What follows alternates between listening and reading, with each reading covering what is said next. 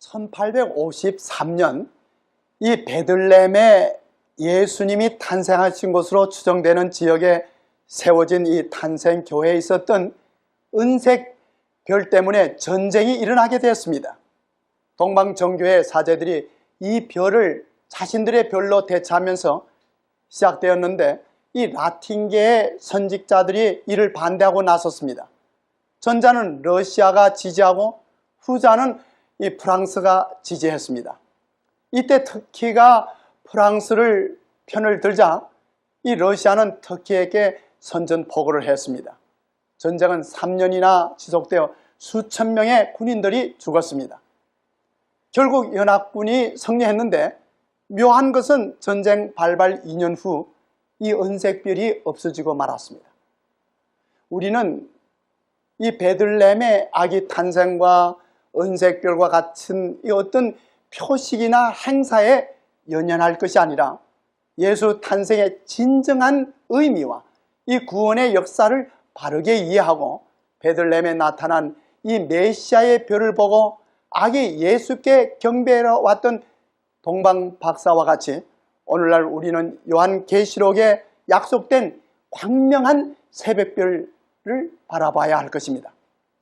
반짝이는 이 네온빛, 이 자동차 헤드라이트의 불빛과 도시 거리의 이 찬란한 빛들이 별이 총총한 밤하늘의 아름다움을 망쳐놓았습니다. 이러한 인조의 빛들은 하늘의 아름다움과 신비를 가리워 보지 못하게 하는 것입니다. 가능하면 도시의 복잡한 거리를 떠나서 이 교회로 나가서 광야나 해변, 산이나 언덕에 서서 이 밤하늘을 쳐다볼 필요가 있는 것입니다.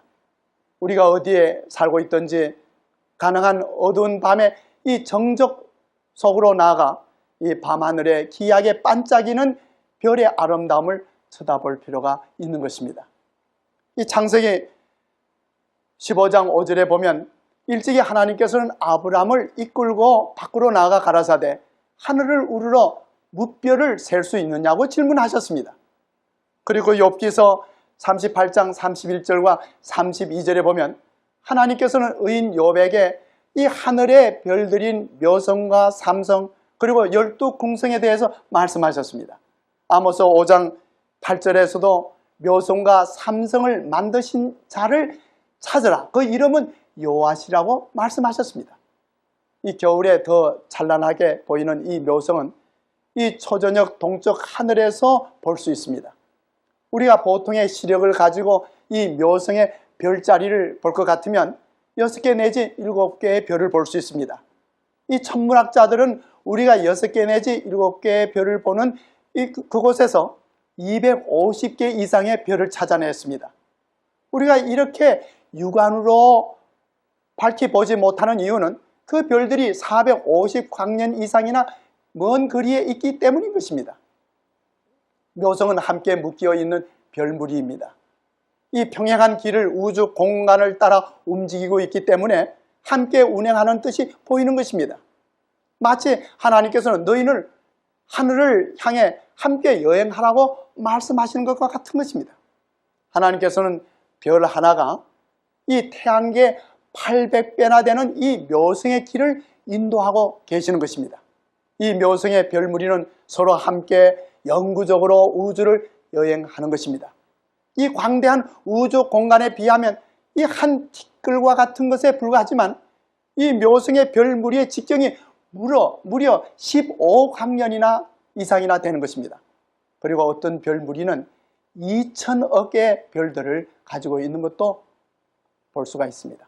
그리고 이 북두칠성의 손잡이의 곡선을 따라서 이 용묘하게 빛나는 밝은 오렌지색의 별을 찾아보면 이 별이 북방부에서 네 번째로 밝은 별인 이 목동자로서 이곳에서 우리는 대각성의 별을 발견하게 됩니다.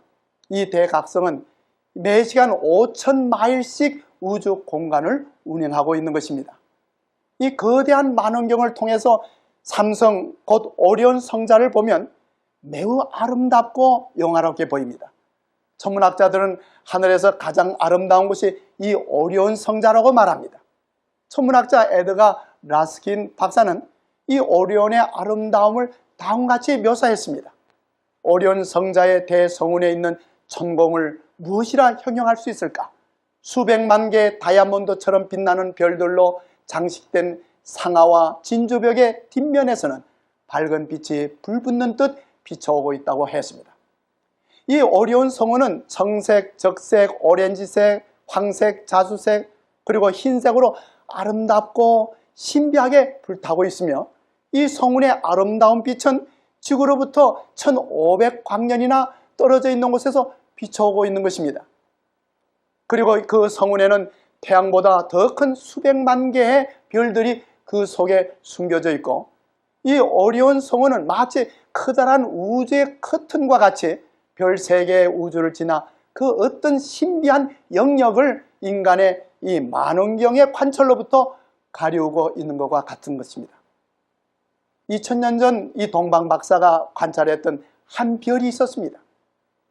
마태복음 2장 1절과 2절에 보면, 헤롯 왕 때 예수께서 유대 베들레헴에 나심에 동방으로부터 박사들이 예루살렘에 이르러 말하되, 유대인의 왕으로 나신 이가 어디 계시뇨? 우리가 동방에서 그의 별을 보고 그에게 경배하러 왔다고 했습니다. 이 동방에서 별을 보고 아기 예수를 찾아온 이 박사들은 이 유대 지방으로부터 동쪽에 위치한 바빌론 지역의 철학자들이며 천문학자들이었습니다. 그들은 명문 출생으로 그 나라에서 재물과 지식이 있는 사람들로 구성된 아주 매우 유력한 계급의 사람들이었습니다. 이 일찍이 유대인들이 바벨론에서 오랜 세월 동안 정착해서 살고 있었기 때문에 이 바벨론 지역의 백성들이 창조주 하나님에 대한 신앙을 가지고 있었습니다. 이 사람들 가운데는 천연계 가운데 나타나는 하나님의 섭리의 표적을 연구하고 그 가운데 바로 나타나신 그 하나님의 영광을 보게 됐던 것입니다. 그들의 청렴함과 이 지혜로 말미암아 백성들로부터 존경을 받고 있었습니다. 이 베들레헴에 나타난 별을 보고 찾아온 박사들이 바로 이런 부류의 사람들이었습니다. 하나님의 빛은 항상 이 이교의 흑암 속에서도 비치고 있었습니다. 이 박사들이 별이 총총한 이 하늘을 연구하고 그 별들이 빛나는 궤도 안에 숨은 신비를 탐구할 때 그들은 창조주의 영광을 보았습니다. 그들은 더욱 명확한 지식을 찾는 가운데 하나님의 말씀인 이 성경에 대하여 깊은 관심을 가지게 되었습니다. 그들의 나라에서도 이 한 거룩한 한 분이 오시리라는 그런 예언이 기록된 그런 것들이 전성으로 내려오고 있었습니다. 성경 민수기 22장으로부터 24장에 기록된 이 발람 선지자 역시 이 지방 사람으로서 이들 박사들과 같은 계급의 사람들이었습니다. 민수기 22장 5절에 이 발람의 본향 강변 부돌이라고 했는데, 이는 유브라테스 강에 위치한 바벨론 지역의 한 곳을 말하고 있는 것입니다. 그리고 이 모압 왕이 그를 초청한 것을 보면 이 발람은 당대 잘 알려진 유명한 사람이었고, 한때는 하나님의 신이 그에게 임하여 하나님의 선지자로서도 잘 알려진 사람입니다. 발람은 성령의 감동을 받아 이 이스라엘 백성의 번영과 메시아의 오심을 예언하기도 했습니다. 이러한 선지자 발람의 예언이 여러 세기를 통해 그 지역에서 전성되어 내려오고 있었습니다. 민수기 24장 17절에 발람이 계시 중에 본 그 메시아에 대한 예언을 이렇게 선포했습니다. 내가 그를 보아도 이때의 일이 아니며 내가 그를 바라보아도 가까운 일이 아니로다. 한 별이 야곱에게서 나오며 한 홀이 이스라엘에게서 일어나리라고 예언했습니다. 그리고 이 동방 박사들은 구약 성경에 게시되어 있는 이 메시아의 예언을 열심히 연구하는 가운데 다니엘서의 예언을 연구했습니다. 그리하여 동방 박사들은 인류의 구주의 강림이 가까웠다는 것과 온 세상이 주의 영광의 지식으로 충만하게 될 것을 알고 기뻐했습니다. 그런데 동방 박사들은 하나님의 영광이 그 베들레헴의 언덕을 가득히 채웠던 바로 그 밤에 이 하늘에 빛나는 신비한 빛을 보았던 것입니다.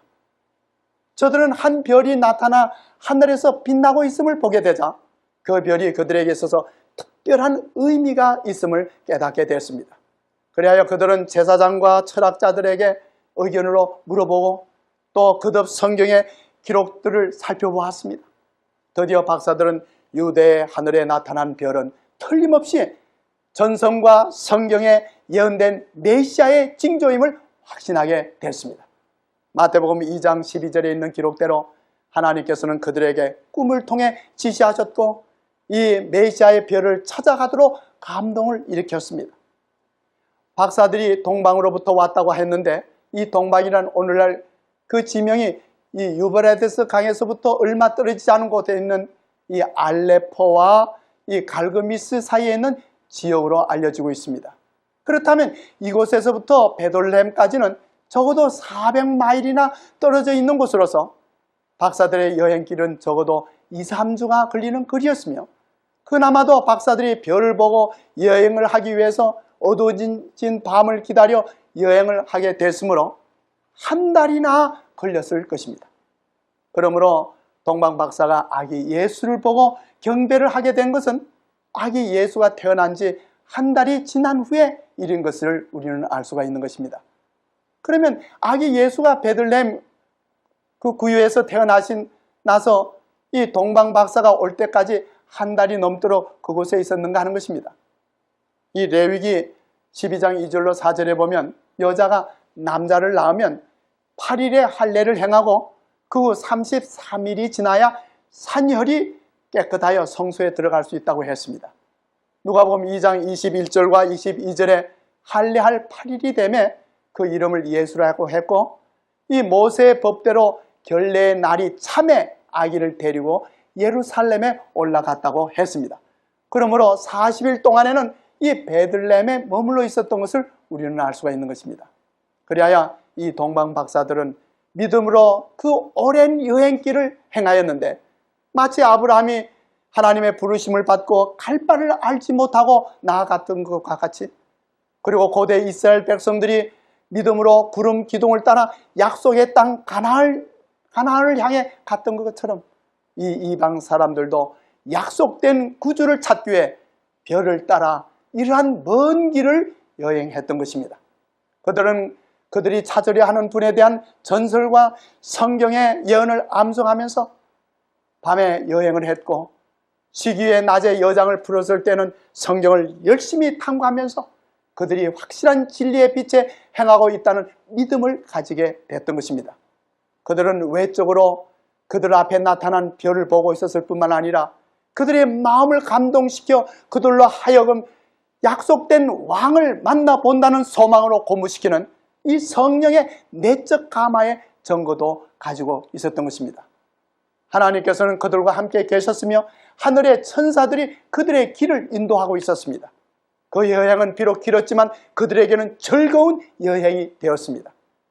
이방 사람인 박사들이 태어나신 메시아를 만나 경배하려고 먼 동방으로부터 왔지만은 이 진작 메시아를 기다리고 영접했어야 할 약속의 본 백성들의 형편은 그렇지 못했습니다. 그들이 유대 나라에 도착하여 예루살렘을 보면서 감람산에서 내려올 때 박사들은 생각하기를 유대 백성들의 대화의 주제가 메시아의 탄생일 것이라고 생각하고 열띤 걸음으로 예루살렘 성에 들어갔을 것입니다. 그러나 놀랍게도 새로 탄생하신 왕에 대하여 아는 듯한 사람은 한 사람도 없었습니다. 탄생하신 왕에 대한 박사들의 질문에 조롱이 섞인 놀람의 모습만이 볼 수가 있었던 것입니다. 그러나 이 동방 박사들이 왔다는 소식이 온 예루살렘에 신속히 퍼졌던 것입니다. 예루살렘의 제사장과 장로들은 그리스도의 탄생에 대해 그처럼 몰랐던 것은 아니었습니다. 천사들이 목자들에게 나타났다는 소식이 이미 예루살렘에 전해진 바 됐고 저들은 이에 유의하지는 않았습니다. 그리고 미가서 5장 2절에도 베들레헴아 너는 유다 족속 중에 작을지라도 이스라엘 다스릴 자가 내게서 내게로 나올 것이라 그의 근본은 상고의 태촌이라고 예언한 것도 알고 있었습니다. 그리하여 실은 이들이 탄생하신 예수를 알아 동방 박사들을 베들레헴으로 인도했어야 했지만 도리어 동방에서 온 이 이방 사람들이 이러한 소식을 전했던 것입니다. 그리고 유대 제사장과 랍비들이 그 소식을 경멸하게 취급했고 그들은 그 일이 사실인지 알아보기 위해서 베들레헴에 가 보려고도 하지 않았습니다. 하나님께서 이방 사람들에게 구원과 복음의 문을 여시는 동안에 이 유대 백성들, 특히 유대의 종교 지도자들이 스스로 문을 닫고 있었던 것입니다.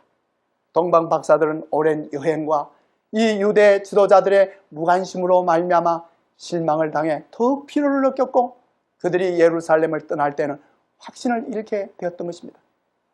그러나 저들이 예루살렘을 떠날 때 다시 그 별이 나타났고 그 별이 저들을 베들레헴으로 인도했습니다.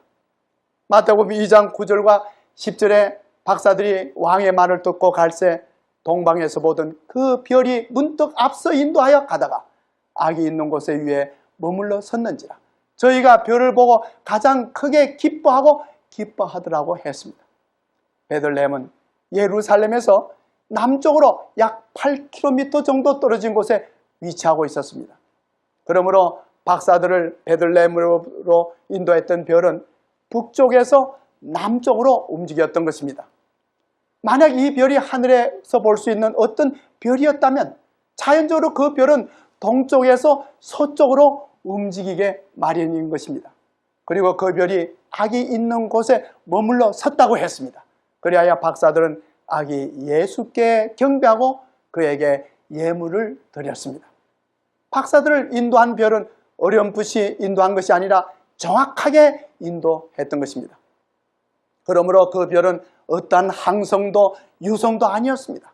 그 별은 멀리서 빛을 발하는 천사의 무리였으며 베들레헴 언덕에서 찬송하던 천사의 무리였던 것을 알 수가 있는 것입니다. 성경에는 하늘 천사의 무리를 가리켜 별로 표현한 곳들이 있습니다. 사사기 5장에 이스라엘 백성이 그 침략해온 이방 민족과 싸워 승리한 후에 이스라엘의 사사 드보라가 승리의 노래를 부르면서 별들이 하늘에서부터 싸우되 그 다니는 길에서 시스라와 싸웠다고 했습니다. 여기에 별들이란 하늘 천사들을 가리킨 것입니다. 그리고 욥기 38장 7절에는 하나님께서 이 지구를 창조하셨을 때 새벽별들이 함께 노래했다고 했는데 이 말 역시 하늘 천사의 찬송을 가리킨 것입니다. 이제 예수께서 아기로 탄생했을 때 이 하늘의 천사들의 찬송이 울려 퍼지게 된 것입니다. 누가복음 2장 13절과 14절에 호련히 허다한 천군이 그 천사와 함께 있어 하나님을 찬송하여 가로되 지극히 높은 곳에서는 하나님의 영광이요 땅에서는 그 기뻐하심을 입은 사람들 중에 평화라고 했습니다. 그 옛날 동방 박사가 선지자 발람이 메시아가 오실 때 한 별이 야곱에서 나오리라고 한 말한 이 예언의 말씀을 연구하고 베들레헴의 별이 나타나자 이를 보고 아기 예수를 찾아와 경배했던 것처럼 오늘 우리도 성경 요한계시록에 예언된 광명한 새벽별을 바라봐야 할 것입니다. 이 1781년에 이 태양계의 7번째 혹성인 천왕성이 영국의 천문학자 허셀경에 의해서 발견되었습니다.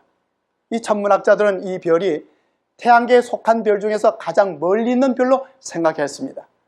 그 후 천왕성의 현상에서는 이 천문학자들을 당황하게 만드는 것이 있었습니다. 그 혹성은 아주 특이하게 움직이고 있었습니다. 그 별은 천문학자들이 예상하는 그 별자리의 궤도나 위치에 있지 아니했습니다. 당대 천문학자들은 오랜 관찰을 통해서 이러한 현상은 오직 한 가지밖에 그 설명을 할 수밖에 없는데 그것은 이 천왕성에게 인력을 작용하고 있을 것으로 추측되는 또 다른 혹성이 존재할 것이라고 생각하게 됐던 것입니다.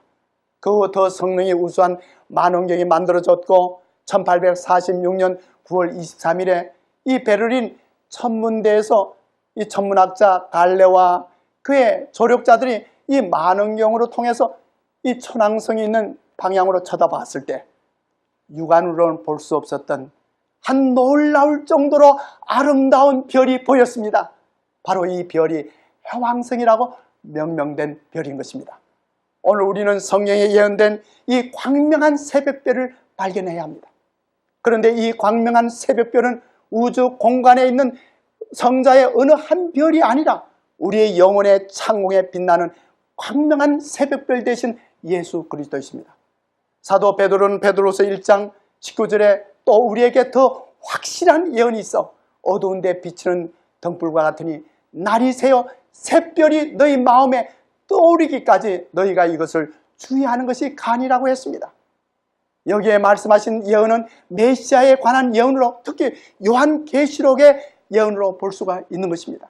그리고 사도 베드로가 말한 새별은 사도 요한이 계시록 22장 16절에 예언한 광명한 새벽별, 곧 예수 그리스도를 가리킨 말씀인 것입니다. 이 광명한 새벽별은 초림하신 아기 예수가 아니라 천천만만의 천사와 함께 영광 중에 재림하실 예수 그리스도를 가리킨 것입니다. 이 예수는 영광 중에 다시 오실 그리스도로서 사도 요한은 계시록의 첫 장 7절에서 볼지어다 구름을 타고 오시리라 자기네 눈이 그를 보겠고 그를 찌른 자도 볼트요 땅에 있는 모든 족속이 그를 인하여 애곡하리니 그러하리라 했습니다. 그리고 이 마지막 장 마지막 절에도 이것들을 정하신 이가 가라사대 내가 진실로 속히 오리라 하시거늘 주 예수여 오시옵소서라고 했습니다. 이 재림하실 예수 그리스도를 영접하게 되시는 진실한 우리의 믿음의 가족들 되시기를 주님의 이름으로 축원합니다.